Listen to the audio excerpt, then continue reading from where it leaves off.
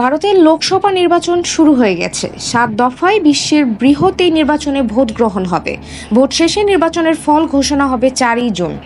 এই নির্বাচনে ভোটারের সংখ্যা 96,90,00,000। ভারতের এবারের ভোটারদের মধ্যে 49,70,00,000 পুরুষ এবং 47,10,00,000 নারী। নিরাপত্তার ভোটের সুস্থ ব্যবস্থাপনার কারণেই নানা দফায় ভোট করানো হচ্ছে। ভারতীয় ভোটাররা কিসের ভিত্তিতে এবার ভোট দেবেন? নরেন্দ্র মোদীর তুরুপের তাসই বা কি হবে? নতুন গড়ে তোলা বিশালাকার রাম মন্দির, অর্থনীতি, কর্মসংস্থানের চিন্তা বা কল্যাণকারী প্রকল্পগুলোর উপরে ভিত্তি করেই কি ভোটাররা সিদ্ধান্ত নেবেন, নাকি জাত আর ধর্মের ভিত্তিতে ভোট দেবেন তারা? বিস্তারিত থাকছে আজকের ভিডিওতে। মনে করা হচ্ছে উত্তরাঞ্চলীয় শহর অযোধ্যায় গড়ে ওঠা হিন্দুদের ভগবান রামের মন্দিরটি এবারের নির্বাচনী দৌড়ে নরেন্দ্র মোদীকে কিছুটা ঐশ্বরিক সহায়তা দিতে পারে। হিন্দু তত্ত্ববাদীরা 1992 সালে যে বাবরি মসজিদ ধ্বংস করে দিয়েছিল, সেই জায়গাতেই গড়ে উঠেছে এই মন্দিরটি। সেই ঘটনার পরে যে দাঙ্গা বেঁধেছিল, নিহত হয়েছিলেন প্রায় 2,000 মানুষ। এবছর জানুয়ারি মাসে প্রধানমন্ত্রী ওই মন্দিরটি উদ্বোধন করেন। সেই অনুষ্ঠান টিভিতে সরাসরি সম্প্রচার করা হয়েছিল। ভারতের স্বাধীনতা শতবর্ষ 2047 সালের মধ্যে উন্নত দেশ হিসেবে গড়ে তোলার যে প্রতিশ্রুতি দিয়েছেন প্রধানমন্ত্রী মোদী, তা কি ভোটারদের মনে কোনো দাগ ফেলতে পারবে?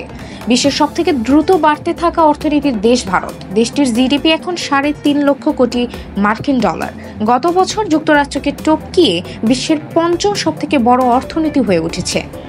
আগামী 3 বছরের মধ্যে ভারতের অর্থনীতি হয়তো পৌঁছে যাবে 7 লক্ষ কোটি মার্কিন ডলারে। আর সেটা সম্ভব হলে জাপান এবং জার্মানিকেও পেরিয়ে যাবে ভারতের অর্থনীতি। তাদের আগে থাকবে মাত্র 2টি দেশ, যুক্তরাষ্ট্র আর চীন।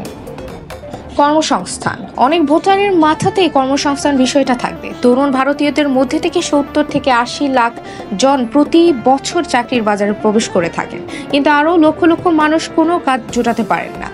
সাম্প্রতিক সরকারি তথ্য অবশ্য বলছে কর্মহীন মানুষের সংখ্যা কমছে এবং শ্রমিকের সংখ্যা ক্রমাগত বাড়ছে। বিশ্লেষকরা অবশ্য বলছেন যে নতুন সৃষ্টি হওয়া বেশিরভাগ কাজই খুব কম বেতনের চাকরি। মানুষ যে সংকটে আছেন তার একটা ইঙ্গিত পাওয়া যায় যখন দেখা যায় যে লাখ লাখ মানুষ সরকারের গ্রামীণ রোজগার প্রকল্পে নাম লেখাচ্ছেন। ওই প্রকল্পে কাজ করলে প্রতিদিন প্রায় 250 ভারতীয় টাকা পাওয়া যায়। আবার কয়েক হাজার মানুষ যুদ্ধ বিধ্বস্ত দেশগুলিতেও কাজ করতে যেতে আগ্রহী হচ্ছেন।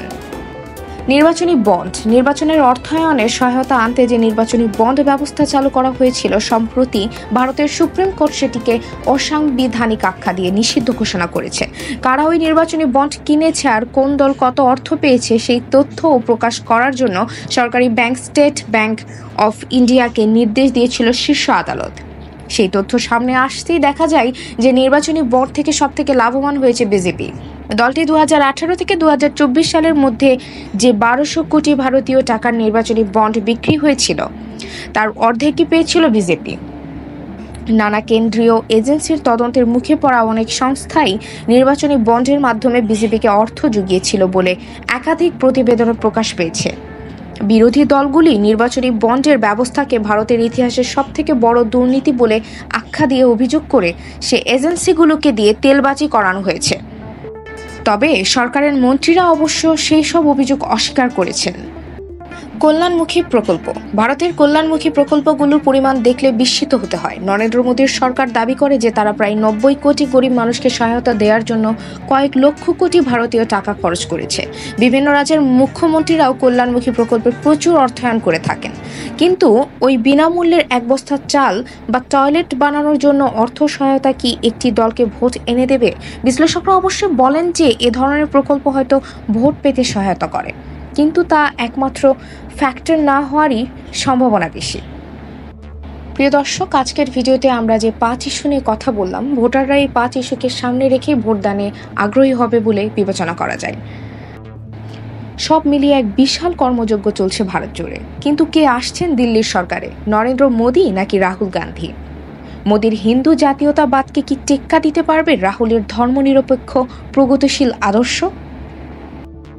ভারতের জটিল ও দীর্ঘ নির্বাচন প্রক্রিয়ায় ফলাফল নিয়ে আগাম ঘোষণা দেওয়া খুবই কঠিন। যে কোনো সময়েই উল্টে যেতে পারে পাশার দান।